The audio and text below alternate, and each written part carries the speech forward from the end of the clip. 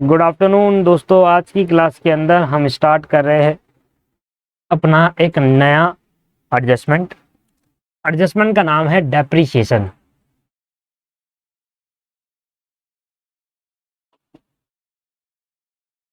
देखिए, डेप्रिसिएशन वाली एडजस्टमेंट आप तभी समझ पाएंगे अच्छे से, क्लियरली, जब आपने इससे पहले डेप्रिसिएशन चैप्टर पढ़ा हो। डेप्रिसिएशन चैप्टर मस्ट है इस एडजस्टमेंट को समझने के लिए, ठीक है। तो डेप्रिसिएशन चैप्टर पढ़ा होना चाहिए अगर आप ये एडजस्टमेंट समझना चाहते हैं तो। जब मैं आपको डेप्रिसिएशन का चैप्टर पढ़ा रहा था तब मैं आपको एक चीज बताई थी। मैंने आपको, अगर आपको याद है तो मैंने आपको एक चीज बताई थी कि डेप्रिसिएशन के केस के अंदर दो चीजें होती है। एक कि आपने provision for depreciation account maintain किया है या नहीं किया है, और दूसरा provision for depreciation account maintain नहीं किया। तो डेप्रिसिएशन का जो अकाउंटिंग ट्रीटमेंट होता है वो दो चीज पे डिपेंड होता है, क्या प्रोविजन बनाया है या प्रोविजन नहीं बनाया है। और यही जब हम डेप्रिसिएशन चैप्टर पढ़ रहे थे तब हमने यही सीखा था, क्या प्रोविजन डेप्रिसिएशन का बनाया है या नहीं बनाया। तो आइए दोनों ही केस हमें पढ़ने हैं।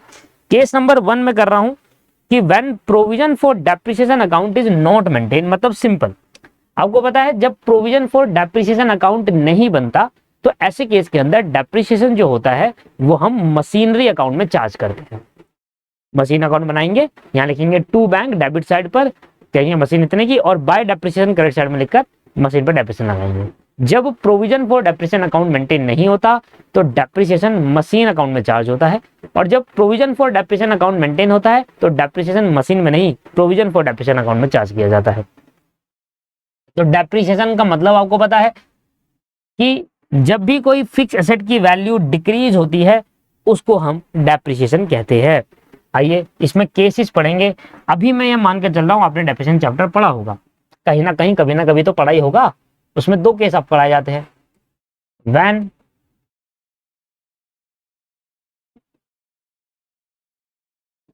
Provision for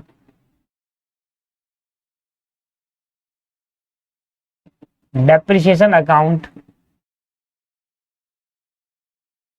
is not maintain. मैंने provision for depreciation account maintained नहीं किया हुआ, ऐसे केस के अंदर डेप्रिसिएशन कहां पर चार्ज होगा? मशीन अकाउंट में, मतलब एसेट अकाउंट में डेप्रिसिएशन चार्ज होगा। जो एसेट पे डेप्रिसिएशन लगेगा उसी अकाउंट पे डेप्रिसिएशन चार्ज किया जाएगा।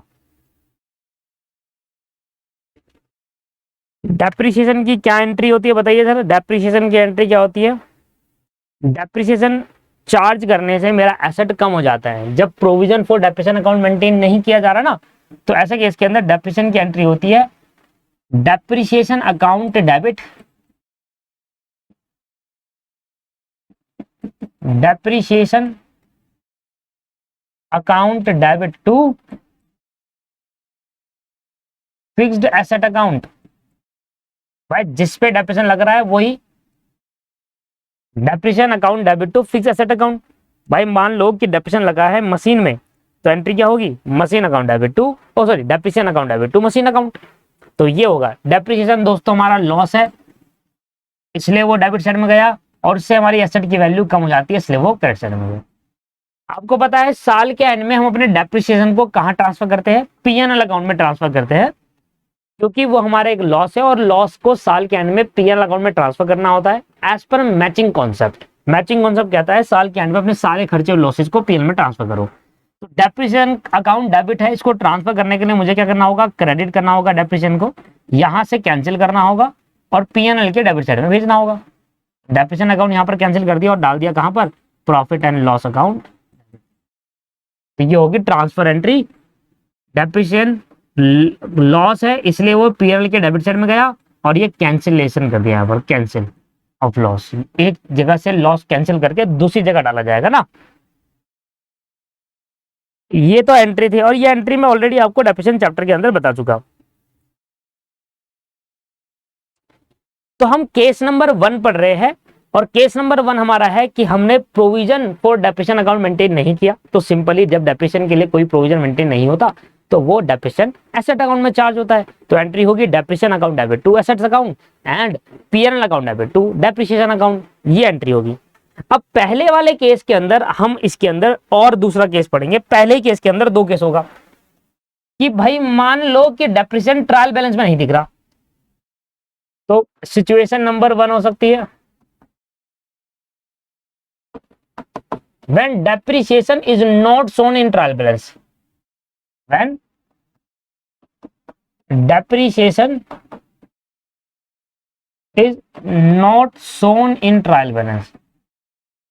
अगर डेप्रिसिएशन ट्रायल बैलेंस के अंदर नहीं शो हो रहा, इसका मतलब क्या होता है बताओ, याद है भूल गए? इसका मतलब होता है एडजस्टमेंट है ये। अगर डेप्रिसिएशन ट्रायल बैलेंस के अंदर शो नहीं होता ना, इसका मतलब डेप्रिसिएशन एडजस्टमेंट है, और एडजस्टमेंट है तो एडजस्टमेंट का इफेक्ट क्या होगा सर, डेप्रिसिएशन एक लॉस है इसलिए इसको पीएनएल अकाउंट में डेबिट करेंगे। डेबिट इफेक्ट ये हो गया सर, डेप्रिसिएशन एक लॉस है, इसको पीएनएल में डेबिट किया जाएगा, लिखा जाएगा to depreciation on asset. Sir loss है नहीं है हमारा, डेप्रिसिएशन क्या है, लॉस है, इसलिए इसको पीएनएल अकाउंट में डेबिट किया जाएगा, और ये हमारा कौन सा इफेक्ट होगा सर, ये हमारा डेबिट इफेक्ट होगा। और हमारा क्रेडिट इफेक्ट क्या होगा, बैलेंस शीट में जिस एसेट पे डेप्रिसिएशन लग रहा है उसमें से माइनस कर देंगे। बैलेंस शीट में हम अपनी एसेट की वैल्यू कम कर देंगे। तो ये हमारा एसेट है, तो यहां पर मान लो कोई एसेट होगी मशीन वगैरह, उस पर लेस कर देंगे यहाँ पर डेप्रिसिएशन अकाउंट, डेप्रिसिएशन का अमाउंट लेस कर देंगे, मतलब एसेट की वैल्यू ये रही, फिर डेप्रिसिएशन हमने माइनस कर दिया और बाहर जिसकी वैल्यू हमने यहाँ पर शो। तो यहाँ पर डेप्रिसिएशन क्या हो रहा है, माइनस, एसेट को कम कर रहा है, और जो एसेट को कम करते हैं उसका अपना नेचर होता है क्रेडिट। तो ये हो गया डेप्रिसिएशन का क्रेडिट इफेक्ट।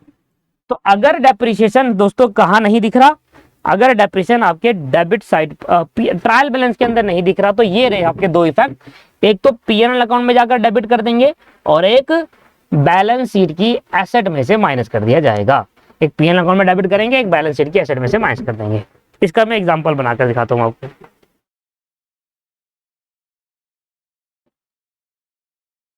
मान लो मेरी मशीन है एक,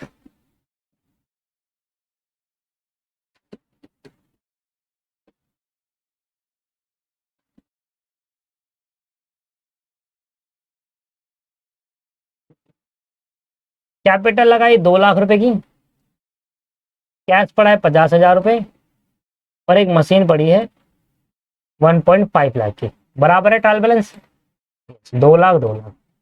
अब यहां पर एडजस्टमेंट में आपसे क्या कह रहा है, depreciation at the rate 10% on machine, कह रहा है मशीन पे डेप्रिसिएशन लगाओ भैया 10% का। ठीक है सर, अब हमने देखा मशीन पे 10% का डेप्रिसिएशन होता है कितना सर, 1.5 लाख का 10% हो गया 15,000। तो आप क्या करेंगे, पीएनएल अकाउंट बनाएंगे, और पीएनएल अकाउंट में क्या करेंगे, यहाँ लिखेंगे टू डेप्रिसिएशन ऑन मशीन, ये हो गया हमारा डेबिट इफेक्ट। कितना जी, 15,000 रुपए, क्योंकि सर 1.5 लाख का 10% होता है 15,000। फिर हम क्या करेंगे, बैलेंस शीट बनाएंगे, और बैलेंस शीट की एसेट साइड में हम शो करेंगे, यहां पर लिखेंगे मशीन, कितना आएगा मशीन, 1.5 लाख रुपए की मशीन है, और यहां से माइनस कर देंगे डेप्रिसिएशन, 15,000 रुपए का डेप्रिसिएशन लग गया, तो अब मशीन होगी 1,35,000 रुपए। ये हो गया हमारा क्रेडिट इफेक्ट। यही तो मैं आपको बता रहा था कि अगर डेप्रिसिएशन दोस्तों आपके ट्रायल बैलेंस के अंदर नहीं है और डेप्रिसिएशन बाहर दे रखा है एडजस्टमेंट में, तो इसके दो इफेक्ट ऐसे होंगे। क्या आपको क्लियर है या नहीं है? यस, ये आपको क्लियर हो गया। अब हम पढ़ रहे हैं केस नंबर 2 कि मान लो अगर डेप्रिसिएशन हमारा क्रेडिट साइड पर दे रखा है, डेप्रिसिएशन हमारा ट्रायल बैलेंस के अंदर है, तो केस नंबर सिचुएशन नंबर 2 आता है। केस नंबर 2 नहीं है, केस नंबर अभी 1 चल रहा है, उसके अंदर दो सिचुएशन आ रही है। केस नंबर 1 क्या था, अभी मैं provision for depreciation account maintain नहीं करा, when provision for depreciation account is not maintain, तो केस नंबर सिचुएशन नंबर 1 और 2। अगर आपने provision for depreciation account maintain नहीं किया, तो उस केस के अंदर डेप्रिसिएशन ट्रायल बैलेंस में है या ट्रायल बैलेंस के बाहर है। ट्रायल बैलेंस के बाहर वाला पढ़ लिया दो इफेक्ट, अगर ट्रायल बैलेंस में होगा तो सिंगल इफेक्ट। ये सिचुएशन नंबर 2 पढ़ रहे हैं। When depreciation is so in trial balance, अगर मान लो डेप्रिसिएशन ट्रायल बैलेंस के अंदर दिख रहा है, इसका मतलब क्या होता है कि हमें एक ही इफेक्ट दिखाना है डेप्रिसिएशन का हमें सिंगल इफेक्ट दिखाना है। आइए मैं आपको ट्रायल बैलेंस बनाकर दिखाता हूं। मान लो ये है ट्रायल बैलेंस। अभी मेरा ट्रायल बैलेंस कुछ इस तरीके से शो हो रहा था कि कैपिटल यहां पर हमने लगाई 2 लाख रुपए की, ठीक है सर। उसके बाद यहां पर हमने लगाई कैपिटल 2 लाख रुपए की, फिर हमने कहा भाई हमारे पास कैश है 50,000 रुपए और हमारे पास एक मशीन है 1.5 लाख रुपए की। ये मैंने आपसे अभी ये कहा, तो इसमें मेरा 2 लाख और 2 लाख बराबर आ रहा था, ठीक है ना। इतना मैंने आपको ट्रायल बैलेंस बनाकर दिखाया। मान लो कि अब डेप्रिसिएशन मुझे दिखाना है, मान लो अब डेप्रिसिएशन मुझे दिखाना है कहां पर, डेप्रिसिएशन और मशीन मुझे दिखाना है ट्रायल बैलेंस के अंदर। तो मैंने यहां पर ट्रायल बैलेंस के अंदर लिखा डेप्रिसिएशन और मशीन। अब मुझे बताओ डेप्रिसिएशन का नेचर क्या होगा। सर डेप्रिसिएशन एक लॉस है, डेबिट नेचर का होगा। तो इस 1.5 लाख पर अगर मैं 10% डेप्रिसिएशन कैलकुलेट करूं तो आएगा 15,000 रुपए। अब जैसे ही मैं यहां पर 15,000 रुपए डालता हूं, आप खुद ही देखिए कि ये 2 लाख से 2,15,000 हो गया। तो जैसे ही डेप्रिसिएशन आप 15,000 रुपए यहां डेबिट साइड में डालोगे, वैसे ही आपको यहां पर कम करना होगा। एसेट भी तो कम करोगे। जब आप डेप्रिसिएशन मशीन में 15,000 लगा रहे हो तो आपको एसेट भी तो कम करनी होगी साथ के साथ। नहीं तो 15,000 डालोगे, ये कम नहीं करोगे तो 2,15,000 हो जाएगा और ट्रायल बैलेंस मैच नहीं होगा। तो जैसे ही दोस्तों हमने डेप्रीसिएशन ट्रायल बैलेंस के अंदर डाला होगा, वैसे ये 1.5 लाख से 1.35 कर दी होगी। ऑब्वियस है कि यार जैसे ही आप डेप्रिसिएशन डालोगे, ऑब्वियस सी बात है कि हमें मशीन भी कम करना होगा। तो जैसे ही मैंने डेप्रिसिएशन और मशीन ट्रायल बैलेंस के अंदर दिखाया, मैंने ऑटोमेटिकली मशीन की वैल्यू को कम कर दिया। तो इसका पता चला कि जैसे ही आप डेप्रिसिएशन मशीन अकाउंट में दिखाते हैं, ट्रायल बैलेंस के अंदर दिखाते हो, ऑटोमेटिकली एक वैल्यू कम हो जाती है, एक इफेक्ट ऑलरेडी हो चुका होता है। अब मुझे बैलेंस शीट में से एसेट कम नहीं करनी होगी क्योंकि मैं ऑलरेडी यहां कम कर चुका, एक इफेक्ट यही दे दिया। तो अब मुझे क्या करना होगा, अब मुझे सीधा सीधा करना होगा, पीएनएल अकाउंट बनाऊंगा, पीएनएल अकाउंट बनाऊंगा और यहां पर सीधा एक ही इफेक्ट दे दूंगा और कहूंगा to depreciation on machine, to depreciation on machine. क्योंकि देखो डेप्रिसिएशन ऑन मशीन कहां पर है सर, डेबिट साइड पर है, तो मैंने डेबिट इफेक्ट दे दिया। सर बैलेंस शीट में नहीं करोगे, बैलेंस शीट में माइनस नहीं करूंगा क्योंकि ऑलरेडी माइनस हो चुका है, सिर्फ बैलेंस में डालूंगा मशीन, ऐसे करके डेबिट साइड मशीन लिखूंगा और कोई डेप्रिसिएशन माइनस नहीं करूंगा क्योंकि मैं ऑलरेडी माइनस कर चुका हूं। सीधा 1,35,000 यहाँ डाल दो। देखो पहले भी यही आ रहा था, पहले भी तो यही कर रहे थे, माइनस करके 1,35,000 तो आ रहा था। पर यहां पर क्या होगा, यहां पर मैं जैसी डेप्रिसिएशन मैंने यहां डाला, ऑलरेडी यहां माइनस कर चुका। इसलिए डेप्रिसिएशन जब ट्रायल बैलेंस के अंदर आता है तो एक इफेक्ट ऑटोमेटिकली हो जाता है ये वाला, अब माइनस करने की जरूरत नहीं है, ऑलरेडी माइनस होकर डाल रखा है। ये हो गया हमारा केस नंबर 1। और केस नंबर 1 में दोनों ही सिचुएशन कि मान लो डेप्रिसिएशन ट्रायल बैलेंस में है तो क्या होगा, डेप्रिसिएशन ट्रायल बैलेंस में नहीं है तो क्या होगा। बताइए सर, यहां तक पॉइंट क्लियर, आपको समझ में आ गई।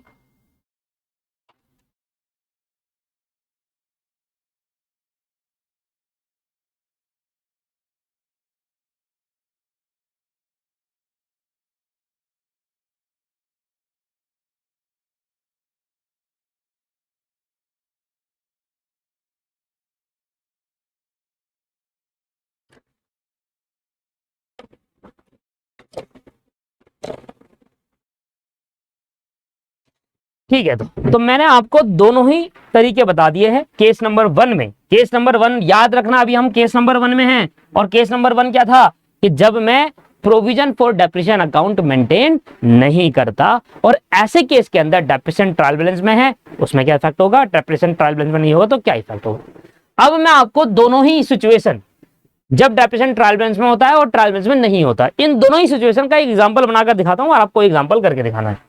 मुझे इफेक्ट दिखाना है, पूरा इफेक्ट दिखाना है मुझे, सारा का सारा जो भी मैं यहां पर निकालूंगा उसके सारे इफेक्ट दिखाने हैं मुझे। ये मैंने बनाया ट्रायल बैलेंस,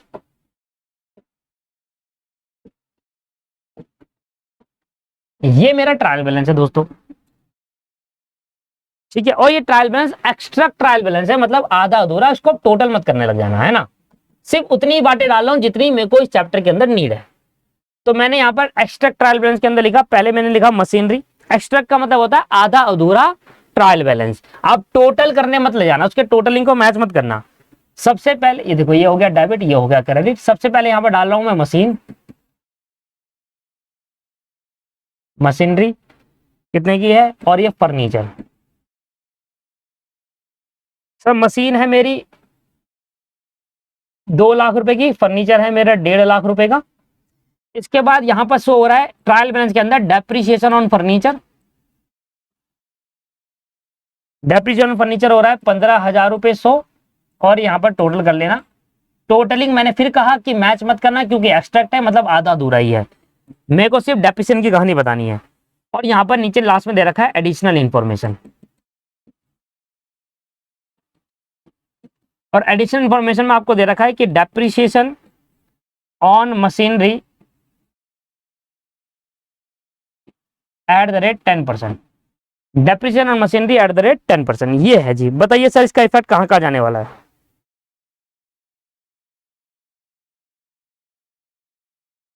करिए इसका इफेक्ट। चलो जी, पहले आप करो थोड़ा सा, मैं फिर कर दी बताता हूँ आपको। मुझे सारे इफेक्ट दिखा रहा, मशीन, फर्नीचर, ये कहाँ जाएगा, ये कहाँ जाएगा, ये कहाँ है, सारे इफेक्ट दिखाने, और फिर मैं आपको आंसर करके दिखाऊंगा, और फिर मैच करना आपने सही करा है या गलत करा है।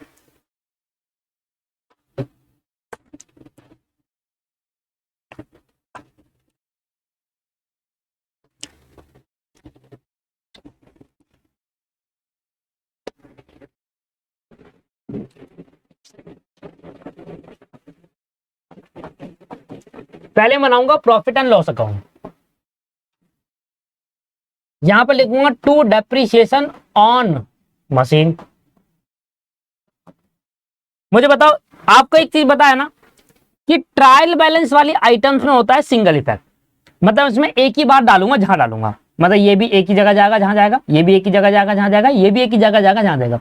पर डेप्रिसिएशन ऑन मशीन दो जगह जाएंगे, एक डेबिट इफेक्ट, एक क्रेडिट इफेक्ट, क्योंकि एडिशनल इंफॉर्मेशन में एडजस्टमेंट का पार्ट है।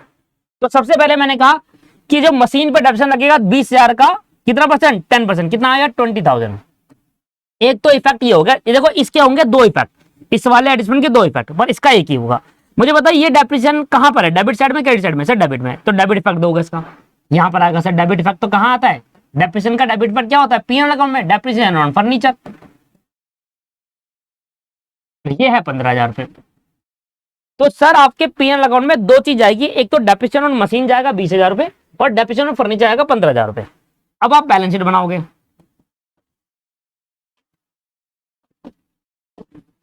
और बैलेंस शीट बनाते टाइम आप यहां पर लिखोगे सबसे पहले फर्नीचर।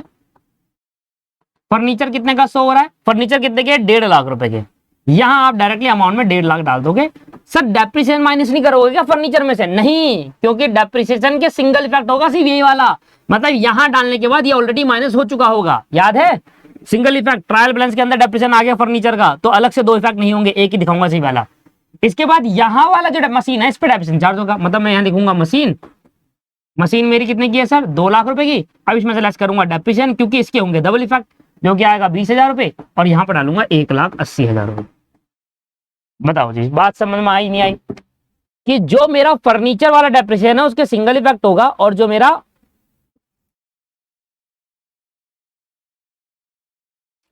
मेरा मशीन वाला डेप्रिसिएशन है उसके दो इफेक्ट होंगे, क्योंकि वो एक एडजस्टमेंट है, उसके दो इफेक्ट होने चाहिए। ये हो गया क्रेडिट इफेक्ट, वो हो गया डेबिट इफेक्ट, उसका एक इफेक्ट होगा। देखो फर्नीचर मशीन सारा डाल चुका हूं, डाल चुका, फर्नीचर एक जगह डाल दिया, मशीनरी एक जगह डाल दिया, ये वाला डेप्रिसिएशन दो जगह, एक यहां और एक ऊपर, और वाला डेप्रिसिएशन फर्नीचर वो रहा है। अब आ जाइए दूसरा क्वेश्चन, एग्जाम्पल नंबर 2।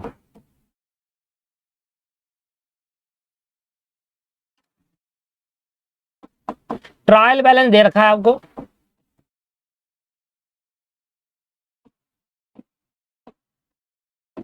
मशीन आपको दे रखी है, मशीन की वैल्यू, फर्नीचर की वैल्यू आपको दे रखी है, कंप्यूटर आपको दे रखा है, लैंड आपको दे रखा है, डेप्रिसिएशन ऑन फर्नीचर दे रखा है।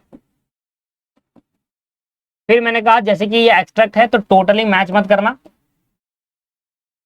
ये है 5 लाख रुपए का, ये है 2 लाख रुपए का, ये है 20,000 रुपए का, ये है 15 लाख रुपए की, और डेप्रिसिएशन फर्नीचर पे कितना लग रहा है, 20,000। फिर नीचे आपसे कह रहा है पहली एडजस्टमेंट, कह रहा है depreciation at the rate 10% on machinery, कह रहा है मशीन पे डेप्रिसिएशन लगाओ 10% का, ये है एडजस्टमेंट। फिर एक और एडजस्टमेंट कह रहा है डेप्रिसिएशन लगाओ at the rate 5% on computer, computer पे भी डेप्रिसिएशन चार्ज करो। चलो जी जल्दी से करके दिखाओ इसको, फिर मैं आंसर निकालूंगा और फिर आप इसको चेक करना, जल्दी से करके दिखाओ, फिर आंसर निकालूंगा।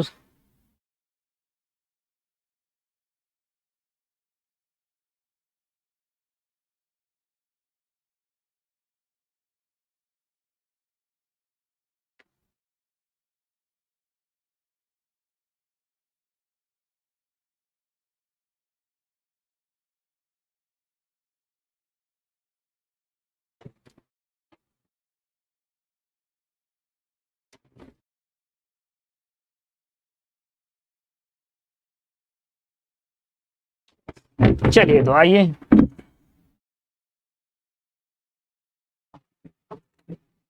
सबसे पहले प्रॉफिट एंड लॉस अकाउंट बनाएंगे और प्रॉफिट एंड लॉस अकाउंट में सारे डेप्रिसिएशन डाल दो आप।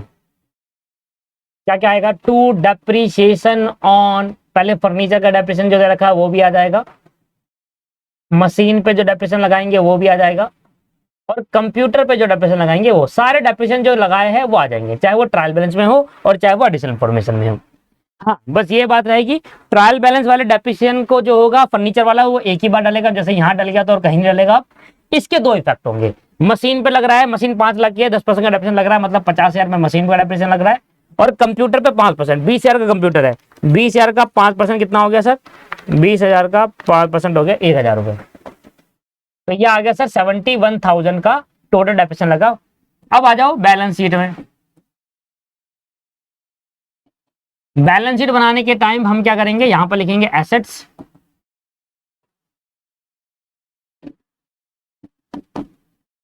यहां पर आएगा सर मशीन, मशीन कितने की दिख रही थी, 5 लाख रुपए की, देखो ना ये रही मशीन। क्या मशीन पे डबल डेप्रिसिएशन लगेगा, मतलब डेप्रिसिएशन माइनस होगा, यस, क्योंकि वो एडिशनल इन्फॉर्मेशन में डबल इफेक्ट होगा, एक यहाँ डल चुका 50,000 रुपए, यहां से माइनस होगा डेप्रिसिएशन 50,000 रुपए। तो अब मेरे मशीन कितनी की बच गई, 4.5 लाख रुपए की। इसके बाद फर्नीचर, फर्नीचर में क्या डेप्रिसिएशन माइनस होगा, नहीं, क्योंकि ये फर्नीचर जो दे रखा है ना 2 लाख, इस पे डेप्रिसिएशन ऑलरेडी या बीसीआर माइनस हो चुका है, ऑलरेडी माइनस हो चुका है, तो 2 लाख पूरा का पूरा आएगा। इसके बाद कंप्यूटर, कंप्यूटर दे रखा था 20,000 रुपए का, ये एक एडिशनल इन्फॉर्मेशन में था, इसका डेप्रिसिएशन, इसका डबल इफेक्ट होगा, डेप्रिसिएशन लगाएंगे सर 1,000 रुपए, तो अब कंप्यूटर बच गया 19,000 रुपए का। और उसके बाद एक चीज और बची है लैंड, लैंड आपकी दे रखी है 15 लाख रुपए की, वो आपने यहाँ डाल दी। मुझे बताओ क्या आपको क्लियर हो गया, मैंने सारा कर दिया मैंने, मतलब जितना भी मैंने दिखा रखा, जितना भी ट्रायल बैलेंस में उसका एक एक पार्ट मैं आपको शो करके दिखा दिया, मशीन की मशीन पुट करके दिखा दी। अब आप ये चीज चेक करो, ट्रायल बैलेंस के अंदर कोई ट्रायल बैलेंस का कोई भी ऐसा आइटम है जो 2 बार रिपीट हो गया, मशीन, फर्नीचर, कंप्यूटर, लैंड और डेप्रिसिएशन फर्नीचर, कोई भी ऐसा आइटम है ट्रायल बैलेंस के अंदर जो 2 बार रिपीट हुआ है अकाउंट में?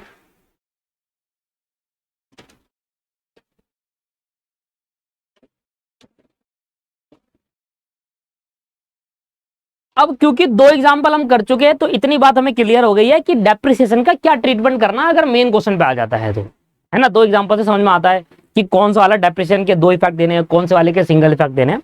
आइए मैं आपको केस नंबर 2 पढ़ाने जा रहा हूं, और केस नंबर 2 का नाम है when provision for depreciation account is maintained. When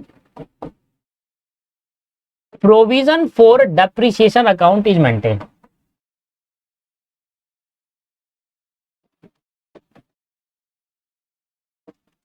When provision for depreciation account is maintained, आपने डेप्रिसिएशन के लिए क्या कर रखा है, प्रोविजन अकाउंट मेंटेन किया हुआ है। When provision for depreciation account is maintained, अब आपको पता है जब आप provision for depreciation account is maintain, जैसे कि मैंने कहा था कि डेप्रिसिएशन समझने के लिए आपको डेप्रिसिएशन चैप्टर का पढ़ना बहुत जरूरी है, मैं आपको पहले पढ़ा भी चुका हूं, जिन बच्चों ने नहीं पढ़ा वो आगे पढ़ लेना, कोई दिक्कत नहीं है। पर ये समझिए जब भी provision for depreciation account maintain किया जाता है तो डेप्रिसिएशन का जो अमाउंट है वो मशीनरी अकाउंट में चार्ज नहीं होता, उसके लिए एक नया अकाउंट बनाते हैं प्रोविजन। तो जैसे जैसे डेप्रिसिएशन लगाएंगे वैसे वैसे प्रोविजन का अमाउंट बढ़ता चले जाएगा। Provision is a part of profit, तो जैसे मैं डेप्रिसिएशन लगाऊंगा मशीन में वैसे ही प्रॉफिट का कुछ हिस्सा मैं अमाउंट इकट्ठा कर लेता हूं जितना आप डेप्रिसिएशन चार्ज करते हो। तो इसकी एंट्री क्या होती है कि डेप्रिसिएशन, पहले एंट्री होती थी depreciation account debit to asset account, क्योंकि जब हम provision for depreciation account maintain नहीं कर रहे, अब क्योंकि आप provision for depreciation account maintain कर रहे हो तो एंट्री होगी depreciation account debit to provision for depreciation, provision for depreciation, ये एंट्री होगी। Provision is a part of profit, इसलिए इसको क्या कहते हैं, ये क्रेडिट नेचर का होता है। प्रोविजन एक प्रॉफिट का पार्ट है इसलिए क्रेडिट। ये आ गया लॉस, लॉस सारे डेबिट होते हैं, और ये आ गया it is a part of profit, ये क्या है, पार्ट ऑफ प्रॉफिट होता है, इसलिए हम इसको क्रेडिट साइड में बोलते हैं, क्रेडिट नेचर का है। इसके बाद वही सेम चीज की डेप्रिसिएशन अकाउंट को क्या कर देंगे हम, पीएनएल अकाउंट में ट्रांसफर कर देंगे, तो एंट्री होगी PNL account debit to depreciation account.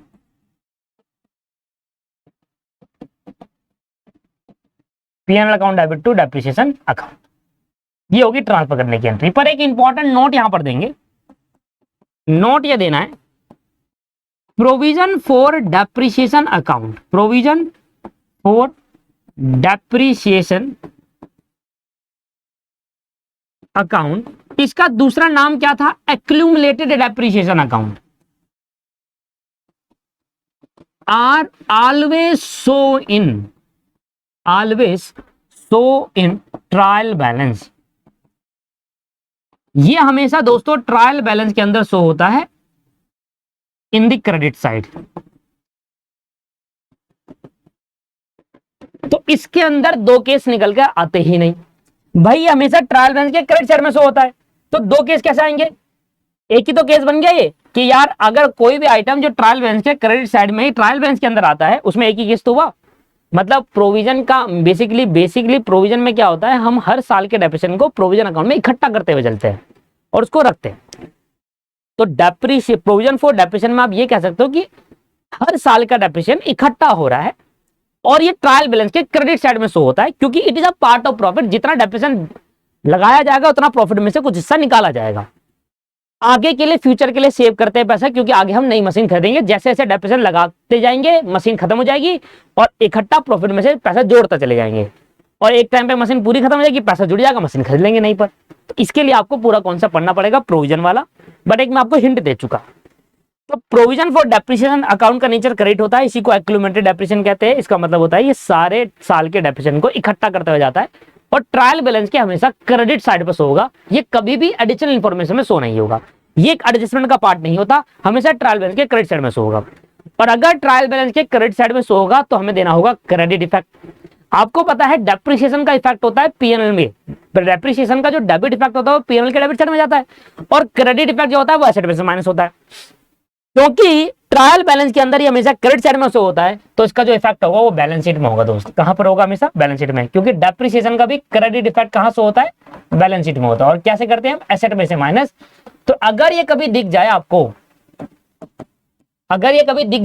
कहां पर? वैसे तो बहुत रेयर दिखता है ये आपके क्वेश्चन के अंदर, पर फिर भी अगर क्वेश्चन के अंदर दिख जाए तो आपको क्या करना है, जिस एसेट का रिलेटेड ये प्रोविजन होगा उसको आप लेस कर देंगे प्रोविजन फॉर डेप्रिसिएशन। ऐसे करके आप ये लेस कर देते हैं, टोटल अमाउंट यहां से लेस हो जाता है और बाहर आ जाता है। क्योंकि ये भी तो दोस्तों एक डेप्रिसिएशन ही है, ये इकट्ठा हो रखा है डेप्रिसिएशन, मतलब ये 2-3 साल का डेप्रिसिएशन इकट्ठा हो रखा है। तो अगर आपको हिस्टोरिकल वैल्यू निकालनी है, मान लो 5 लाख रुपए की एसेट है, आपको एक चीज याद है कि जब मैं प्रोविजन फॉर डेप्रिसिएशन अकाउंट बनाता हूं तो मेरी एसेट हमेशा ओरिजिनल कॉस्ट पे रहती है। जब मैंने खरीदी थी जिस साल, मतलब 5 साल पहले जब मैंने 5 लाख की एसेट खरीदी थी, आज भी 5 लाख की रहेगी अगर मैं provision for depreciation account maintain कर रहा हूं। तो अगर मुझे आज की वैल्यू निकालनी है तो प्रोविजन फॉर डेप्रिसिएशन में क्या होगा? 5 साल का डेप्रिसिएशन। मान लो मैंने 5 साल पहले 5 लाख की डेप्रिसिएशन 5 लाख की एसेट खरीदी थी, आज 5 साल बाद भी वो 5 लाख की रहेगी अगर मैं provision for depreciation account maintain कर रहा हूं और उसका सारा डेप्रिसिएशन 5 साल का एक प्रोविजन फॉर डेप्रिसिएशन अकाउंट में चले जाता है। मान लो वो 2.5 लाख चले गया, तो आपको अगर आज की वैल्यू निकालनी है तो आप कहना आज मेरी जो मशीन की वैल्यू दिख रही है वो 5 लाख दिख रही है ओरिजिनल कॉस्ट, पर इसका सारा डेप्रिसिएशन कहां पर है? प्रोविजन में। लाकर माइनस कर दो 2.5 लाख रुपए, तो आ जाएगी 2.5 लाख की कॉस्ट। आज की कॉस्ट आ जाएगी सर आपके पास। किसकी कॉस्ट आ जाएगी? आज की कॉस्ट आ जाएगी। ये होता है ट्रीटमेंट। तो इसके अंदर हमें 2 अलग अलग सिचुएशन नहीं पढ़नी कि when provision for depreciation account is show in trial balance is not shown in provision for depreciation account, always show in trial balance. कभी भी एडिशनल इंफॉर्मेशन आपको देखने को नहीं मिलेगा।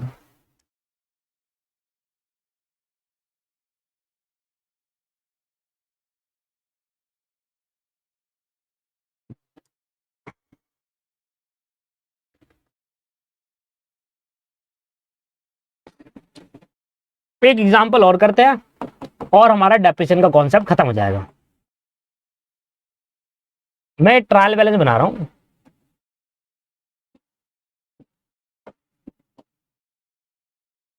तो मान लो ये मशीन है,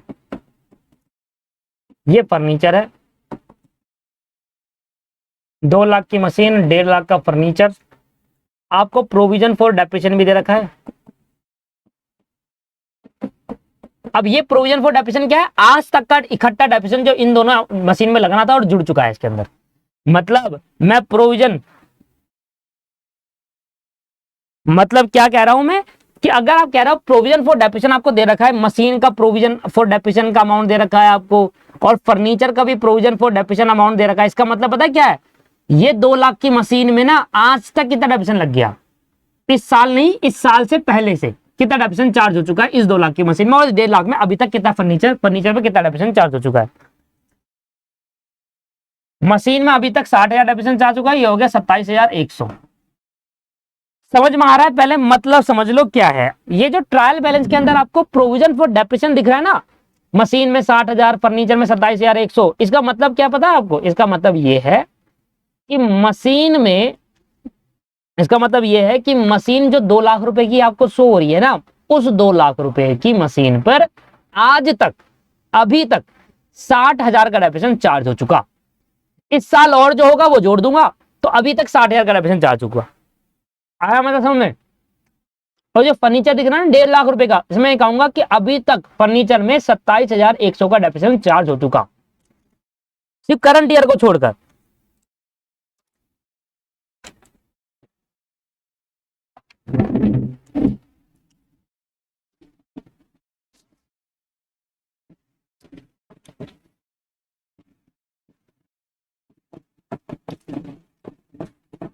एक अप्रैल 2016 में मैंने मशीन खरीदी थी 2 लाख रुपए की। आज लेट सपोज मान लो 1 अप्रैल 2022 है, लेट सपोज मान लो, तो अभी तक ये 2 लाख की मशीन पे कितना का डेप्रिसिएशन लग गया? 60,000 रुपए का। अब करंट ईयर में मैं हूं, करंट ईयर पे तो इस साल डेप्रिसिएशन लगाऊंगा, पर अभी तक कितना डेप्रिसिएशन लग चुका है, तो इस पर्टिकुलर पॉइंट में मैं ये कह सकता हूं कि इस 2 लाख की मशीन पे 60,000 का डेप्रिसिएशन चार्ज हो चुका। ये कह रहा हूं ओवर द पीरियड, 16 में, 17 में, 18 में, 19 में, 20 में, 21 में, 22 में 60,000 का लग चुका है। अब करंट ईयर का और लगाऊंगा तो टोटल डेप्रिसिएशन पता चल जाएगा मुझे। तो इस साल के एंड में अगर मुझे जानना हो कि क्या वैल्यू है डेप्रिसिएशन की, मतलब उस मशीन की क्या वैल्यू रहेगी, तो मान लो करंट ईयर में डेप्रिसिएशन लग गया कितने का? 20,000 रुपए का। तो मैं कहूंगा इस साल मेरी मशीन अभी तक, इस साल के एंड तक कितना डेप्रिसिएशन लग गया? 80 का।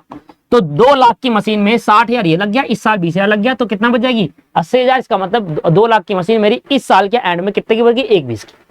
इसलिए याद है प्रोविजन फॉर डेप्रिसिएशन अकाउंट को मैंने एसेट में से माइनस क्यों करा? क्योंकि वो इकट्ठा डेप्रिसिएशन सर जुड़ कर है, माइनस कर दो एक साथ अगर आपको करंट ईयर की वैल्यू निकालनी है तो। समझ गए आप ये क्या है डेप्रिसिएशन? अब यहां पर एडिशनल इंफॉर्मेशन दे रहा हूं। एडिशनल इंफॉर्मेशन इसलिए दी जा रही है क्योंकि करंट ईयर का डेप्रिसिएशन, ये तो भाई ये ओपनिंग बैलेंस तक का डेप्रिसिएशन है। समझ, मैं समझाना चाह रहा हूं कि इस साल का डेप्रिसिएशन नहीं है, इस साल की शुरुआत तक का है, मतलब पिछले साल एंड तक का डेप्रिसिएशन है, पिछले साल एंड तक का। करंट ईयर में भी डेप्रिसिएशन चार्ज करूंगा, ये देखो नीचे दे रहा हूं, ठीक है ना? कहीं आप सोचो या इस साल करंट इस साल के एंड तक है। जैसे मान लो इस साल है 1 अप्रैल 2022 से साल खत्म होगा 31 मार्च 2023 को, तो आप ये करंट ईयर में का डेप्रिसिएशन अभी तक का मतलब ये नहीं है कि 31 मार्च 2023 तक का डेप्रिसिएशन दे दिया 60,000 ना, ये 1 अप्रैल 2022 तक का है, मतलब पिछले साल के एंड तक का है। इस साल का और लगाऊंगा फिर टोटल आएगा। समझ में आ रहा है या नहीं आ रहा? मैं ऐसे बड़बड़ा रहा हूं। मशीन में लगा 10% का डेप्रिसिएशन, ठीक है, मशीन पे 10% का डेप्रिसिएशन लगा दिया चलो ऑन एसएलएम बेसिस, और फर्नीचर में भी 10% का डेप्रिसिएशन। मशीन में डेप्रिसिएशन लगेगा डब्ल्यूडीवी बेसिस पर, रिटर्न डाउन वैल्यू मेथड के बेसिस पर, और जो फर्नीचर है उस पर डेप्रिसिएशन लगाएंगे एसएलएम बेसिस पर।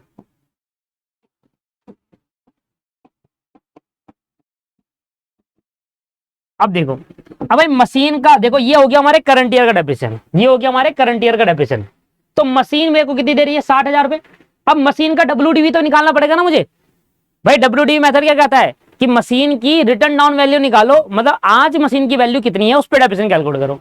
तो मैं कह रहा हूं WDV return down value method of machine, return down value of machine, machine की क्या वैल्यू? तो कहूंगा 2 लाख की मशीन थी, अभी तक 60,000 का डेप्रिसिएशन लग चुका है, अभी मेरी मशीन की वैल्यू सो रही है 1,40,000 रुपए। इस पे लगाओगे डेप्रिसिएशन कैलकुलेट करोगे। डब्ल्यूडीवी तो ये आ गई बुक वैल्यू, अब इस पे डेप्रिसिएशन कैलकुलेट होगा। डेप्रिसिएशन ऑन मशीन आपके पास आ जाएगा 1,40,000 का। अगर मुझसे कहता है मशीन में स्ट्रेट लाइन लगा दो, तो डायरेक्टली इस पे लगा देता ओरिजिनल कॉस्ट पर, क्योंकि डब्ल्यूडीवी बोला है तो मैंने पहले माइनस कर लिया डेप्रिसिएशन सारा का सारा। अभी 1,40 बचा और ये मेरी बुक वैल्यू आ गई, इस पे लगाऊंगा 10%, ये आ जाएगा 14,000 रुपए। आया समझ में? क्योंकि डब्ल्यूडीवी होता है। पर अगर मुझसे बोल रहा है फर्नीचर पे डेप्रिसिएशन लगाओ, फर्नीचर पे डेप्रिसिएशन लगाएंगे ओरिजिनल कॉस्ट पर, क्योंकि वो एसएलएम है। तो ओरिजिनल कॉस्ट कितनी है? 1.5 लाख, और 1.5 लाख का 10% हो गया 15,000 रुपए। ये आ गया दोनों का डेप्रिसिएशन। अब सर इस वाले आइटम के होंगे सिंगल इफेक्ट और इस वाले आइटम के होंगे डबल इफेक्ट। आइए मैं आपको करके दिखाता हूं। सबसे पहले बनाऊंगा PNL account, profit and loss account, और प्रॉफिट एंड लॉस अकाउंट में सिर्फ एक ही चीज डाल देंगे, क्या?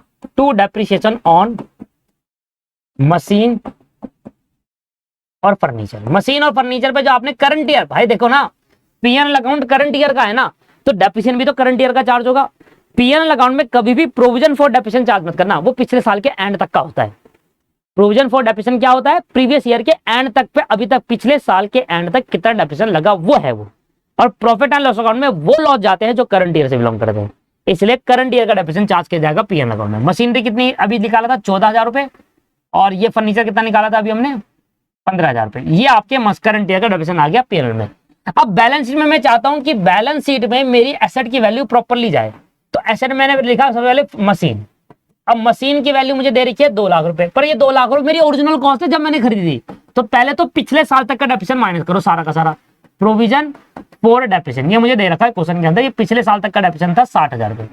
अब आप यहां से करंट ईयर का भी माइनस करो, क्योंकि अगर आप करंट ईयर के एंड तक की वैल्यू निकालना चाहते हैं ना हिस्टोरिकल कॉस्ट मशीन की, तो पिछले साल तक का तो माइनस करा ही, करंट ईयर का भी माइनस करो, तो डेप्रिसिएशन फॉर करंट ईयर आपके पास आ जाएगा 14,000 रुपए।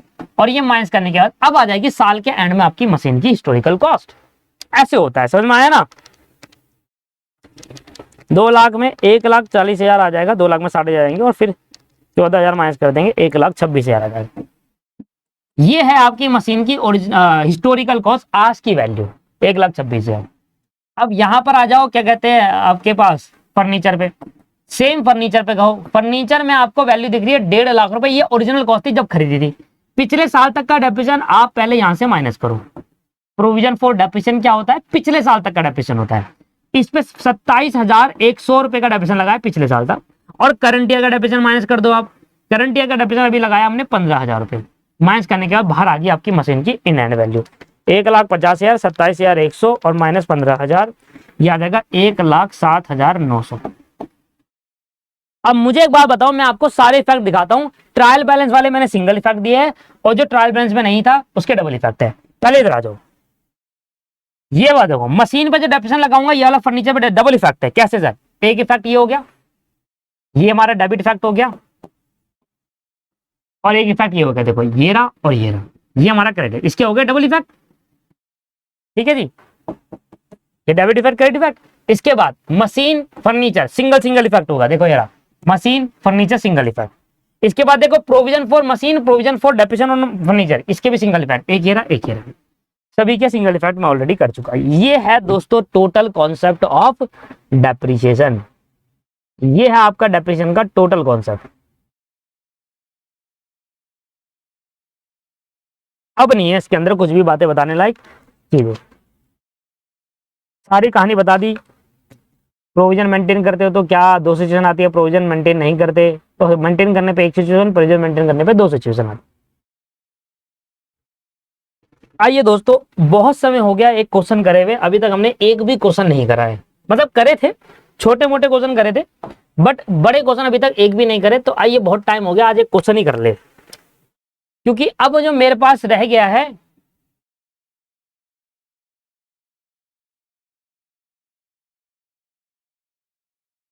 अब जो मेरे पास रह गया है वो क्वेश्चन रह गए। तो आइए क्वेश्चन के ट्राई करते हैं एक बार।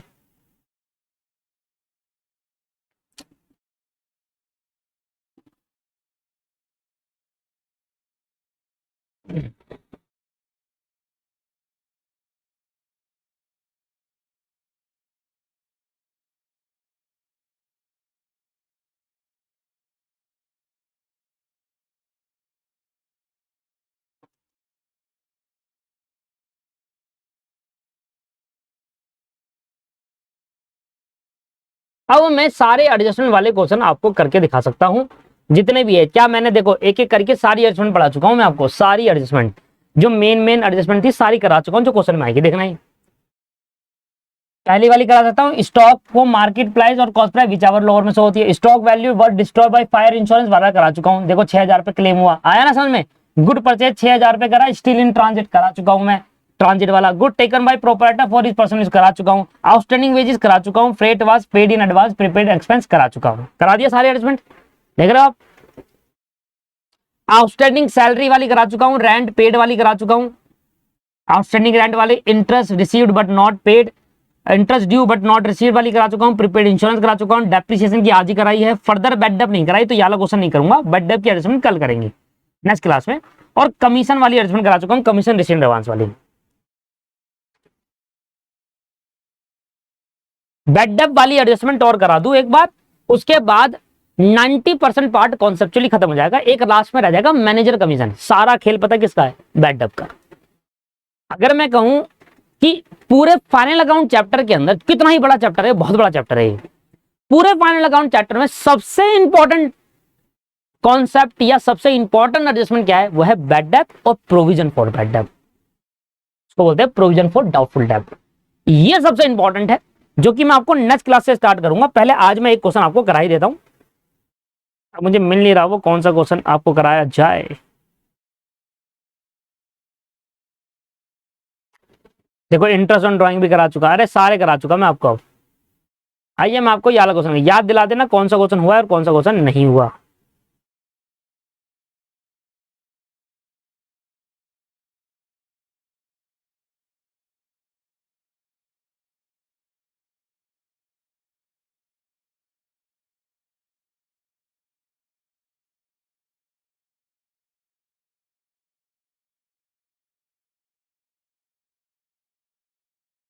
इजी है sir provision for bad debt. अब किसी को इजी लगता है और किसी को मुश्किल लगता है, इसमें तो मैं कुछ कह नहीं सकता, बट मैं कराऊंगा, कोशिश रहेगी कि आपको इजी तरीके से बता दूं।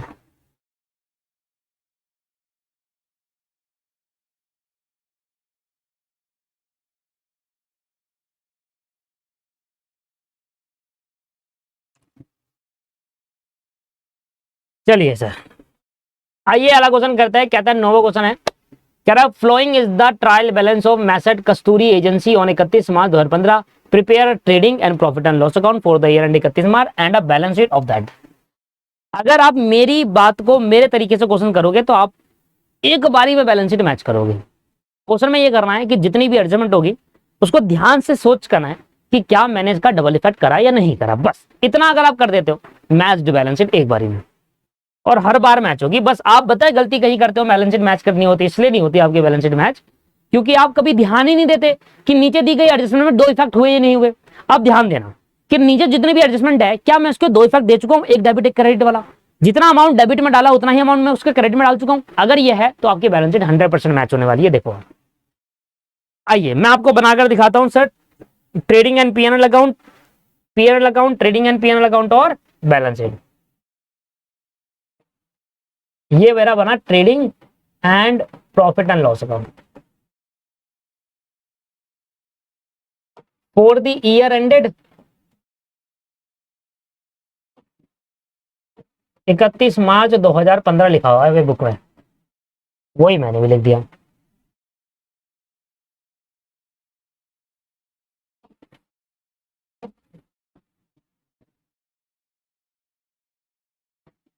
ये अमाउंट हो गया,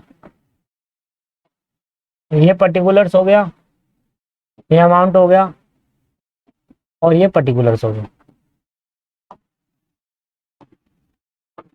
आइए ये मेरा ट्रेडिंग पीएनएल दोनों का दोनों है, और साथ ही साथ में बैलेंस शीट भी बनाऊंगा। बैलेंस शीट एज ऑन होता है 31 मार्च 2015। पता है आपको इसका मतलब क्या होता है? एज ऑन यहां पर लिखा हुआ है और यहां पर फॉर द ईयर एंडेड लिखा हुआ है। पता है आपको क्या मतलब होता है इसका? बैलेंस शीट में फॉर द ईयर नहीं आता, बैलेंस शीट में आता है एज ऑन। और प्रॉफिट एंड लॉस अकाउंट जब ट्रेडिंग बनाता हूं तो वहां पर आता है फॉर द ईयर एंडेड। देखो ट्रेडिंग एंड पीएनएल अकाउंट बनाते टाइम हम यूज करते हैं फॉर द ईयर एंडेड। इसका मतलब होता है पूरे साल की ट्रांजैक्शन इसके अंदर है, पूरे साल की ट्रांजैक्शन इसके अंदर है, मतलब ये पूरे साल की बातें बता रहा है। पिछले साल हमने, इस साल हम कितना क्या क्या कर चुके हैं, क्या क्या कहां से फायदा हुआ है, कहां से इनकम है, वो बता रहा है। जबकि यहां पर होता है ना एज ऑन, एज ऑन का मतलब सिर्फ आज की बात बता रहा है सर। बैलेंस शीट सिर्फ एक दिन की बात बताता है। किस दिन बना रहा हो बैलेंस शीट? 31 मार्च 2015 की, तो 31 मार्च की बात बताएगा। 30 मार्च को क्या रहा होगा नहीं बताएगा बैलेंस शीट। 1 अप्रैल को क्या होगा वो नहीं बताएगा। बैलेंस शीट बताता है सिर्फ एक दिन की फाइनेंशियल पोजीशन, सिर्फ एक दिन की बताएगा फाइनेंशियल, जिस दिन आप वो बना रहे हो। और जब होता है ना फॉर द ईयर एंडेड, तो पीएनएल अकाउंट में यूज हो रहा है फॉर द ईयर एंडेड। इसका मतलब होता है पूरे साल की ट्रीटमेंट यहां पर की जा रही है और पूरे साल की डाटा हमें बताया जा रहा है। फॉर द ईयर एंडेड का यूज होता है, और जहां यूज होता है एज ऑन, वहां सिर्फ एक दिन की बात बता रहा है। कल क्या होगा बैलेंस शीट ये नहीं बताएगी, ये बैलेंस शीट नहीं बताएगी कल क्या होगा और कल क्या हुआ था। आज बता देगी आज क्या क्या है, एसेट कितनी है, लायबिलिटी कितनी है। हो सकता है कल आप कोई एसेट बेच दो तो ये बैलेंस शीट को थोड़ा रिफर करोगे। हो सकता है कल कोई बैलेंस एसेट आपने खरीदी हो तो ये वाली रिफर थोड़ा करोगे। आज क्या हुआ है वो बताए, ठीक है ना। तो एज ऑन यूज होता है आज के लिए, सिर्फ आज का डाटा ही बता सकता है। इस बैलेंस शीट को आप कर लेकर नहीं जा सकते, कल कहोगे ये बैलेंस शीट देख लो हमारी फाइनेंशियल पोजीशन बेकार है। कल की फाइनेंशियल पोजीशन अलग होगी, आज की अलग, परसों की अलग, और ये पूरे साल की होती है, इसलिए लिखा फॉर द ईयर एंडेड। ठीक है सर, समझ में आया। फॉर द ईयर एंडेड का मतलब क्या है, पूरे साल की ट्रांजैक्शन का डिटेल आपको बताएगा। आप ये फाइनल अकाउंट देखकर ये बता सकते हो कि अच्छा पूरे साल में ये हुआ है क्या, ठीक है। बैलेंस शीट देखकर आप ये नहीं बोलोगे अच्छा पूरे साल में इतनी एसेट थी क्या, ना आज इतनी एसेट है ये बोलोगे आप। होपफुल आप समझ गए हैं। इसलिए इनका लॉजिक होता है दोस्तों, logic behind for the year ended and as on.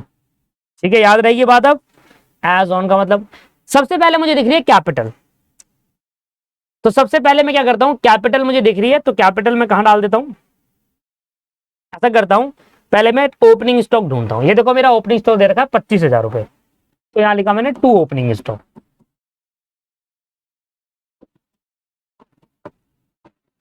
25,000 रुपए, ठीक है सर, डाल दिया। उसके बाद दे रखा है परचेज। अब सबसे पहले देखो परचेज रिटर्न तो नहीं है कहीं पर, तो मैंने चेक करा कहीं मुझे परचेज रिटर्न नहीं दिख रहा।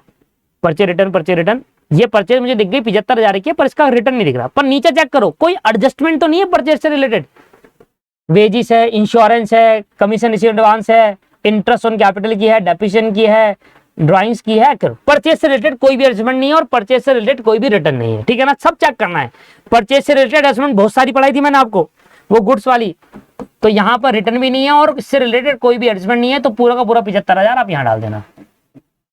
सेल से रिलेटेड कोई एडजस्टमेंट होती नहीं है, बस सेल रिटर्न होता है, पर उधर क्वेश्चन में सेल रिटर्न भी गिवन नहीं है। तो सेल आपको दे रखिए 1,00,000 रुपए, अब यहां डाल दो, ठीक है सर। इसके बाद सेल हो गया, और देखो क्या क्या है सर, कैपिटल नहीं आता, बिल्डिंग नहीं आता, ड्राइंग नहीं आता, फर्नीचर नहीं आता, एसेट है, ये भी एसेट है, लोन फ्रॉम हरी लोन है, इंटरेस्ट पेड ऑन अबव, अच्छा देख लेंगे अभी। सेल, ओपनिंग स्टॉक है, स्टैब्लिश एक्सपेंस है, वेजिस आता है ट्रेडिंग ऑन में। वेजिस आपको 2,000 दे रखे हैं, पर मैंने नीचे वेजिस की एडजस्टमेंट भी देखी थी, वेजिस की एडजस्टमेंट देखी थी सर। आउटस्टैंडिंग वेजिस, बताओ क्या करते हैं, आउटस्टैंडिंग वेजिस को ऐड करते हैं, क्योंकि इसके अंदर ये हमारा इस साल का खर्चा है और ये खर्चा इसके अंदर जुड़ा नहीं है, तो ऐड करते हैं। 2,000 की वेजिस हमने जोड़ रखा है, पर खर्चा हमारा 2500 का था, तो हमने 500 और जोड़ा, और टोटल हमने खर्चा अपना 2500 रुपए यहां शो कर। इसके बाद और मुझे कहीं पर कुछ नहीं दिख रहा, वेजिस, फ्यूल, पावर, ऐसा कुछ नहीं है। क्लोजिंग स्टॉक दे रखा है क्वेश्चन के अंदर, यस सर क्लोजिंग स्टॉक दे रखा है 32,000 रुपए का, तो यहां लिख दूंगा बाय क्लोजिंग स्टॉक। और एबनॉर्मल लॉस ऑफ गुड्स कुछ भी नहीं दे रखा मुझे क्वेश्चन के अंदर, मुझे कुछ भी एबनॉर्मल लॉस ऑफ गुड्स नहीं दे रखा। ये 32,000 रुपए आपको यहां दे दिया मैंने, यहां डाल दिया 32,000, टोटल कर लो, खत्म हो गया। ये आ गया सर 1,32,000 रुपए, और वही यहां पर आ गया 1,32,000 रुपए, और 1,32,000 में से सारी चीजें माइनस करेंगे तो यहां पर आ जाएगा टू ग्रॉस प्रॉफिट।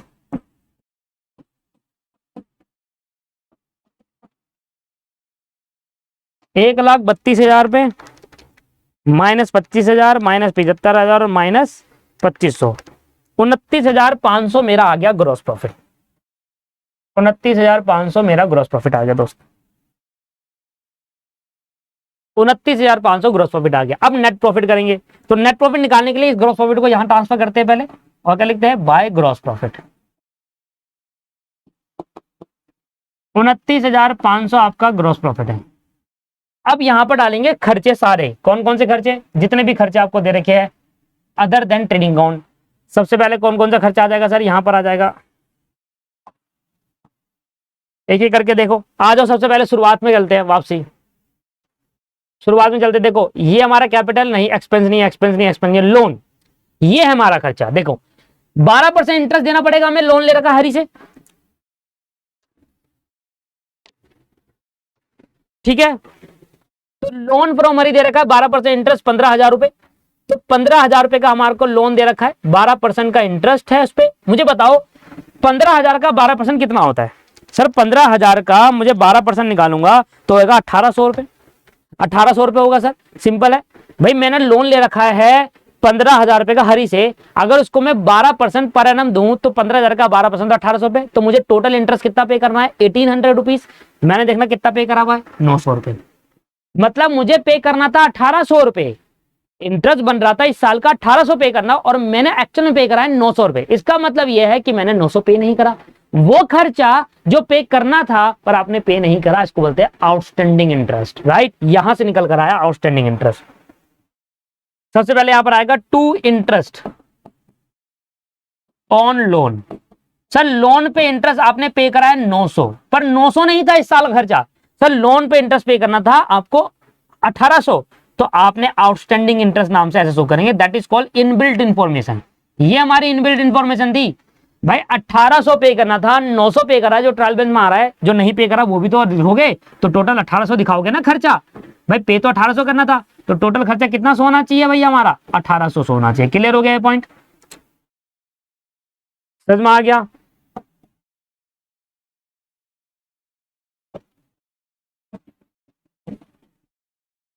आगे बढ़े आप।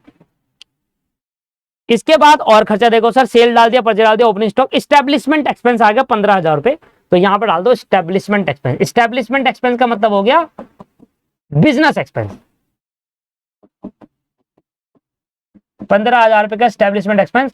अच्छा इससे रिलेटेड देख लो कोई एडजस्टमेंट तो नहीं है, ये भी चेक कर लो पहले। स्टैब्लिशमेंट से रिलेटेड कोई एडजस्टमेंट नहीं, कोई भी एडजस्टमेंट मुझे नहीं दे रखी।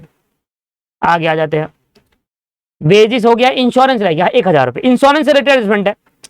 कह रहा है प्रीपेड इंश्योरेंस का 300 रुपए, मतलब जो ऊपर इंश्योरेंस आपने पे करा है ना, जो ऊपर आपने इंश्योरेंस दे रखा है ना, दिखा रखा है ना 1,000 रुपए, इसमें 300 रुपए बिलोंग कर रहा है नेक्स्ट ईयर को, प्रीपेड है, तो 700 रुपए इस साल का माइनस करेंगे ना प्रीपेड वाला। भाई 1,000 रुपए का जो इंश्योरेंस है उसमें 300 रुपए प्रीपेड है, इसका मतलब प्रीपेड इंश्योरेंस का मतलब वो इंश्योरेंस जो अगले साल को बिलोंग करता है। हटा दो सर यहां से, ये एडजस्टमेंट भी हो गया। इसके बाद कमीशन। अब देखो कमीशन रिसीव्ड हुआ है 4,500 रुपए का, इनकम है सर, ये हमारी इनकम साइड में से होगा, पर नीचे कह रहा है इसमें कमीशन रिसीव्ड एडवांस है, उस 4,500 में 1,300 रुपए एडवांस मिला है, जिसके लिए मैंने कोई काम नहीं करा, मतलब ये फ्यूचर वाला कमीशन मुझे एडवांस मिल गया। तो यहां लिखूंगा पहले तो कमीशन इनकम साइड पर, कहूंगा मुझे कमीशन मिला है 4,500 का, पर ये मेरी साल की इनकम नहीं है पूरी 4,500, इसमें 1,300 रुपए तो एडवांस है, उसको हटा देता हूं, और बाकी कुछ जो मिला है वो एडवांस। इसमें जो एडवांस है ना 1,300 रुपए लिखा ना ऊपर कि कमीशन 4,500 में 1,300 एडवांस है, उस 1,300 हटा देता हूं भाई, 4,500 में से 1,300 हटा दिया। अब आपके आपका 3,200 रुपए, तो 3,200 रुपए आपका क्या हो गया सर? आपका 3,200 रुपए आपका करंट ईयर की इनकम होगी। भाई मेरे को टोटल कमीशन रिसीव्ड हुआ 4,500 रुपए, क्या मेरा जो कमीशन मुझे टोटल रिसीव्ड हुआ है क्या वही मेरी इनकम मान लू? नहीं, नीचे बता रहा था कि उस 4,500 में 1,300 रुपए एडवांस कमीशन रिसीव्ड है, मतलब अगले साल का कमीशन में इसी साल मिल गया, तो हमें हटाना पड़ेगा क्योंकि वो साल की इनकम हमारी नहीं है। इसके बाद और क्या है सर? इंटरेस्ट ऑन कैपिटल, चलो देख लेंगे अभी आपको। डेप्रिसिएशन बिल्डिंग 2.5% डेप्रिसिएशन लगा लेते, चलो टू डेप्रिसिएशन ऑन कहां का लगेगा सर? बिल्डिंग पे लग गया, और कहां का दे रखा है सर? फर्नीचर और मोटर वैन में। डेप्रिसिएशन खर्चा है ना हमारा, लॉस है, और मोटर वैन में 3 जगह डेप्रिसिएशन दे रखा है।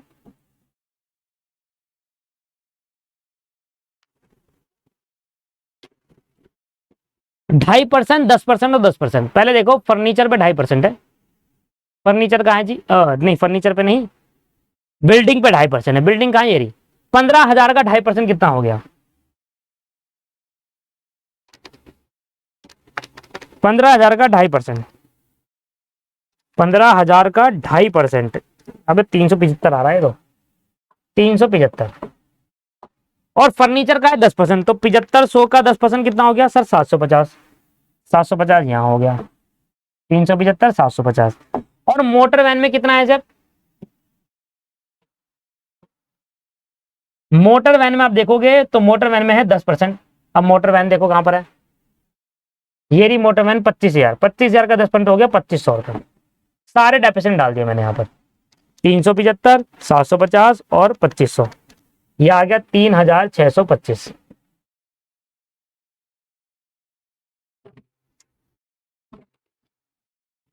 ठीक है, चलिए जी।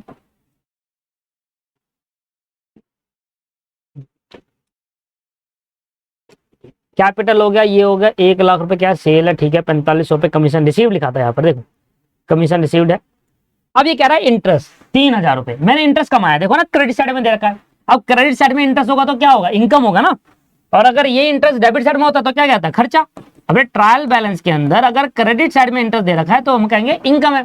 पर पता है क्या बोला था, कह रहा है भाई नीचे देखोगे आप तो कह रहा है भाई एक्रूड इंटरेस्ट, मतलब वो इंटरेस्ट जो कमा लिया पर मिला नहीं, इनकम है या नहीं है भाई। एक्रूड का मतलब क्या होता है, वो इंटरेस्ट जो कमा लिया, आपकी इनकम थी पर आपको नहीं मिला 500 रुपए, तो मतलब आपने 3000 नहीं टोटल 3500 रुपए कमाया था। 3000 जो रिसीव्ड हो गया, 500 रुपए रिसीव नहीं हुआ पर इनकम।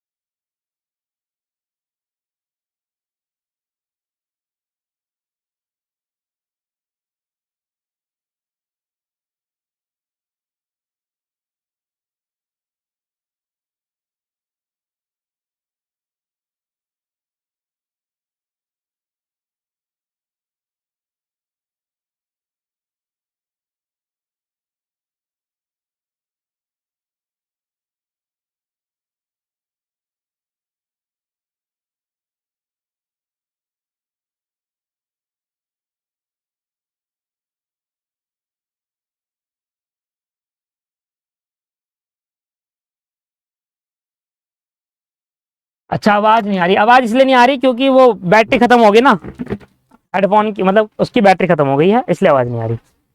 चलो कोई बात नहीं, मैं चार्ज कर देता हूँ उसे।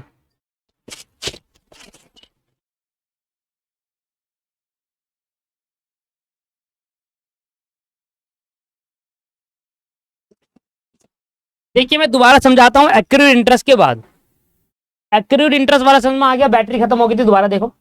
एक्यूरेट इंटरेस्ट ऐड क्यों करा है, क्योंकि देखो मैंने 3000 रुपए का इंटरेस्ट रिसीव्ड हो गया, ट्रायल बैलेंस में दे रखा है इंटरेस्ट हमने कमाया 3000 रुपए, बट नीचे में एडजस्टमेंट में दे रखा था एक्यूरेट इंटरेस्ट का मतलब वो इंटरेस्ट जो कमा लिया पर मिला नहीं, कमा तो लिया इनकम तो है ना, इसलिए मैंने उसको ऐड करके यहाँ पर दिखा दिया, क्योंकि टोटल अर्निंग दिखानी होती है हमें, क्योंकि हम पीएनएल अकाउंट में एक्यूरेट बेसिस पर काम करते हैं।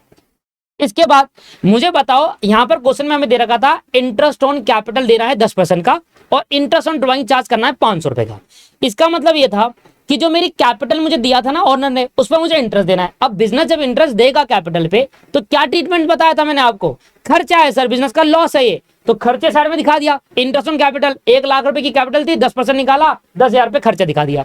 और अगर कोई ऑनर हमसे ड्राइंग ले आता है तो हम उससे इंटरेस्ट लेंगे, तो इंटरेस्ट ऑन ड्राइंग हमारे लिए इनकम होती है, वो मैंने यहां पर दिखा दिया 500 रुपए। क्लियर हो गया, अभी तक मेरा इतना था, यहां तक मैं आपको कर चुका हूं, आगे देखते हैं अब।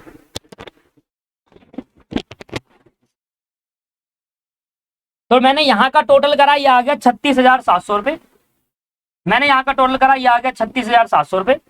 अब 36,700 में माइनस करता हूं याला, 36,700 में माइनस करते हैं 1,800, 15,700, 3,625 और 10,000, ये आ गया 5575। एक बार मैं चेक कर लेता हूं क्या यही आ रहा है क्या 5575, नहीं तो कुछ छूट गया होगा। यही है, छूटा नहीं है इसका मतलब। तो यहां पर मेरा नेट प्रॉफिट आया 5575, यहां मेरा नेट प्रॉफिट मैच कर गया है 5575।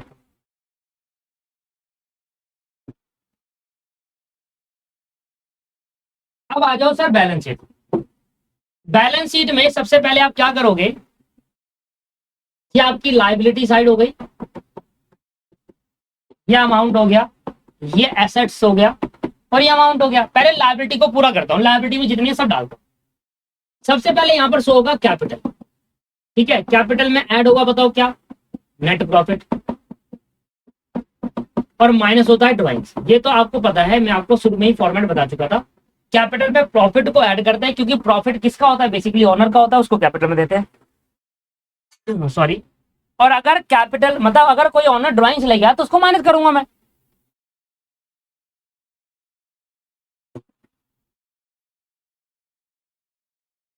ठीक है जी।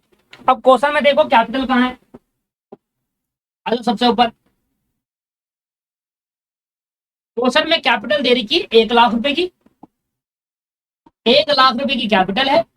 नेट प्रॉफिट मैंने निकाला 5757, यही आया था क्या, नेट प्रॉफिट आया था 5575, 5575 मेरा नेट प्रॉफिट है। और ड्राइंग्स मुझे क्वेश्चन के अंदर दे रहा है, तो ड्राइंग्स दे रखा है 18,000 रुपए का ड्राइंग लगा था, हम कैपिटल से डिडक्ट कर। ये तो हो गया ठीक। इसके बाद अब यहां खत्म नहीं हुआ, पहले इसको यहां पर करो। 1,00,000 की कैपिटल थी, जिसमें से प्रॉफिट कमाया 5575 का, मैंने जोड़ दिया। Profit is a part of capital. Profit किसका पार्ट होता है, ऑनर का। ऑनर को देना होता है ना प्रॉफिट, हमें किसको देना होता है, ऑनर को। और 18,000 ये हमसे लेगा था, हमने माइनस कर दिया। तो अभी हमें इसको कितना देना है सर, ऑनर को 87,575 देना है। बट यहां पर मैं ऐड करूंगा इंटरेस्ट ऑन कैपिटल। भाई जो मुझे इंटरेस्ट देना है कैपिटल में, एक बात मुझे बताओ भाई, इसने 1,00,000 रुपए की कैपिटल लगाई थी, मैं उस पर जो इंटरेस्ट दूंगा उससे इसकी कैपिटल बढ़ाऊंगा। मैंने आपको सिखाया था ना इंटरेस्ट ऑन कैपिटल के एडजस्टमेंट में, कि हम ऑनर के हाथ में नहीं देते सर, हम तो बिल्डिंग है, बिजनेस तो एक बिल्डिंग है, तो क्या होगा, कैपिटल बढ़ा देंगे। और अगर ऑनर से कुछ लेना होगा कैपिटल घटा देंगे। जैसे ऑनर से लेना है इंटरेस्ट ऑन ड्राइंग, तो इंटरेस्ट ऑन ड्राइंग ऑनर की कैपिटल से घटा देंगे, और इंटरेस्ट ऑन कैपिटल ऑनर की ड्राइंग में जोड़ देंगे। तो इंटरेस्ट ऑन कैपिटल है 10,000 रुपए, और ड्राइंग पे चार्ज करना है 500। आया समझ में, कि याद करो वो सारी एडजस्टमेंट जो मैं आपको पढ़ा चुका हूं, ये सारी एडजस्टमेंट पढ़ा चुका हूं दोस्त। अगर आपको याद नहीं है ना तो बेटा याद करो।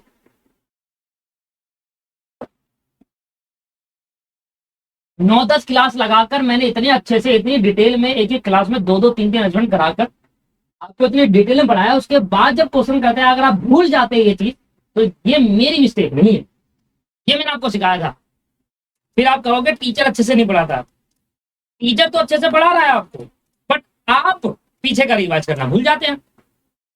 ये आ गया 97,070 का। ठीक है सर, चलिए जी, कितना हो गया है। इसके बाद अब देखो क्या क्या आपको दे रखा था। सबसे पहले आप देखो, ये आपके पास लोन फ्रॉम हरी, हरी से लोन लिया भैया, तो लोन फ्रॉम हरी, हरी से लोन लूंगा तो लायबिलिटी होगी। कितना लोन लिया है हरी से, हरी से लिया 15,000 रुपए का लोन। अच्छा, इस 15,000 के लोन में 1,800 का इंटरेस्ट पे करना था। इस 15,000 के लोन में याद है आपको 1,800 का इंटरेस्ट पे करना था, पर आपने कितना इंटरेस्ट पे कर दिया था, देखो यहाँ लिखा हुआ है, इंटरेस्ट ऑन लोन पे कर दिया था 900, और 900 नहीं करा था। मतलब आउटस्टैंडिंग इंटरेस्ट क्या होता है, वो इंटरेस्ट जो आपको पे करना था पर आपने नहीं करा, ये आपकी लायबिलिटी है। इस लोन पर 1,800 का इंटरेस्ट पे करना था, आपने 900 पे करा और बाकी पे नहीं करा, तो आउटस्टैंडिंग इंटरेस्ट जो यहाँ पर शो होगा, इसका मतलब है वो इंटरेस्ट जो पे करना था पर आपने पे नहीं करा, इसलिए 900 रुपए आपकी लायबिलिटी साइड में जाएगा। बात समझ में आ गया।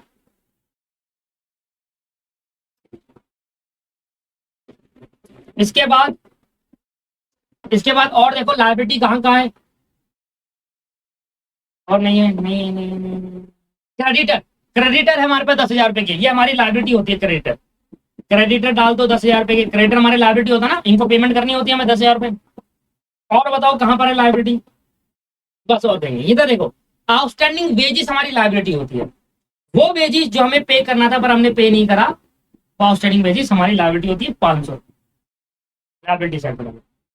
इसके बाद प्रीपेड इंश्योरेंस हमारा एसेट होता है। कमीशन रिसीव्ड एडवांस, वो कमीशन जिसने हमने कमाया नहीं फिर भी हमें एडवांस मिल गया, तो वो कमीशन रिसीव्ड एडवांस हमारी क्या होती है, लायबिलिटी। कमीशन रिसीव्ड एडवांस हमारी लायबिलिटी, सब चीज लिखवा रखी है आप। कमीशन रिसीव्ड एडवांस का एक बार वो खोलो आप नोट, मैंने लिखवाया था।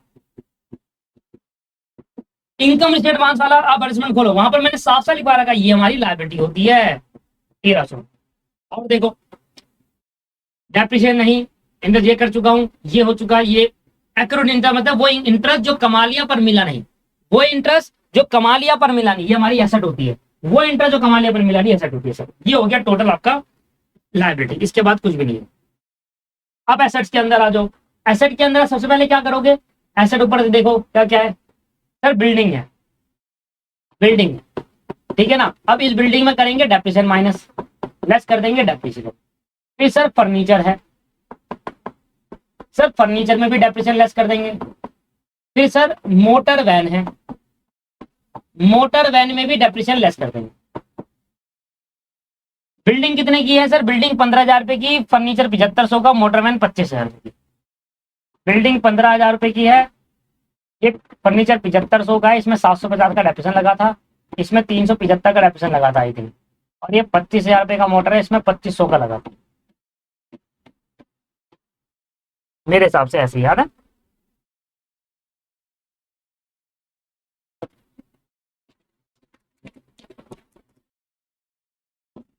चौदह हजार 625, 7500 में से 750 माइनस करेंगे 6,750, और 25,000 में से 2500 माइनस करेंगे 22,500।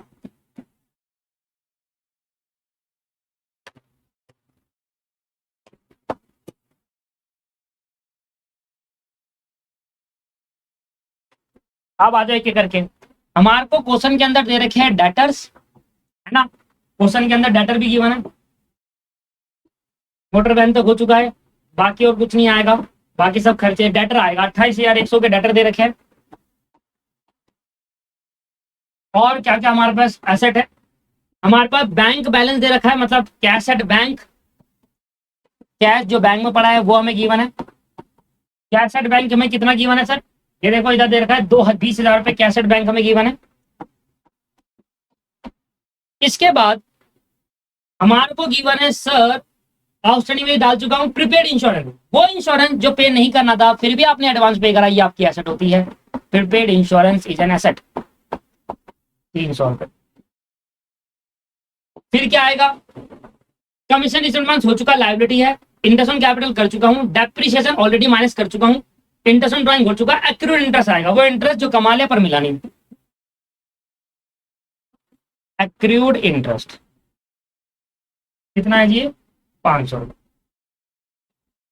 और लास्ट में आएगा क्लोजिंग स्टॉक, ये मत भूल जाना आप सर, क्लोजिंग स्टॉक दो जगह आता है, हमेशा एडिशनल इन्फॉर्मेशन में होगा। पहली एडिशन में ये पढ़ाई थी क्लोजिंग स्टॉक की, क्लोजिंग स्टॉक दो जगह आता है, एक तो ट्रेडिंग ऑन के क्रेडिट साइड में और एक बैलेंस शीट की एसेट साइड में।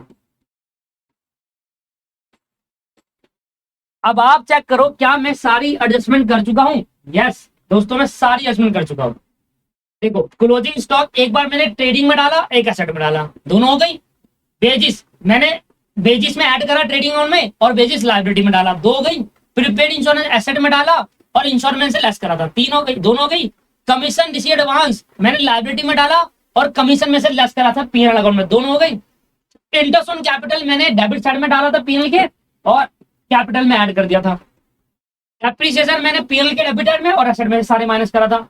और इंटरेस्ट ऑन ड्राइंग पीएनएल के क्रेडिट साइड में डाला, एक इफेक्ट ये होगा क्रेडिट वाला, और कैपिटल में से माइनस करा, एक ही हो गया। और एक्रूड इंटरेस्ट में ऐड करा था पीएनएल में और एसेट में डाला था।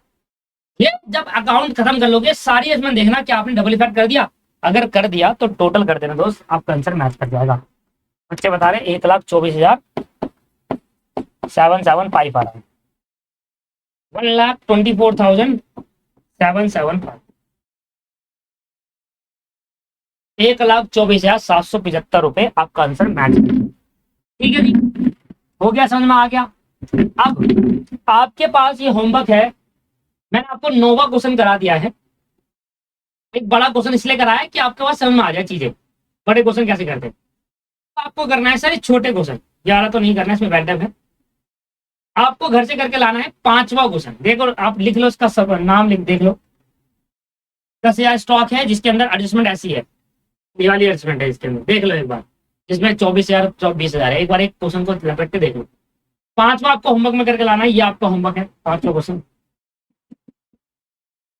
5th क्वेश्चन होमवर्क में करके लाना है।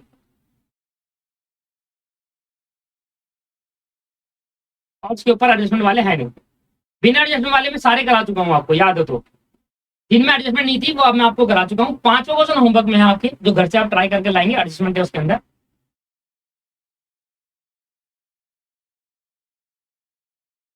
पांचवा क्वेश्चन होमवर्क में होगा। छठा नहीं करना अभी होमवर्क में, क्योंकि छठे में बैड डबल एडजस्टमेंट है, वो नहीं होगी अभी, बैड मैं नेक्स्ट क्लास में कराऊंगा। 8वां क्वेश्चन में करा चुका हूँ। लोगों मैंने करा दिया है। अब 10वां क्वेश्चन देखो एक बार, बेड तो नहीं है 10वें में, देखो बेडअप है, ये नहीं करना 10वां भी, अभी कुछ नहीं करना, सिर्फ 5वां करो आप, क्योंकि जब तक बेडअप नहीं होगा तब तक क्वेश्चन होंगे नहीं, क्योंकि बेडअप ही ऐसा एडजस्टमेंट है जो पीएल अकाउंट के हर क्वेश्चन में दिखेगा, ये वाला छोड़कर बस। चलिए दोस्तों, खत्म करते हैं आज की क्लास में, bye bye, take care, next class में बेडअप करेंगे, ठीक है, बाय।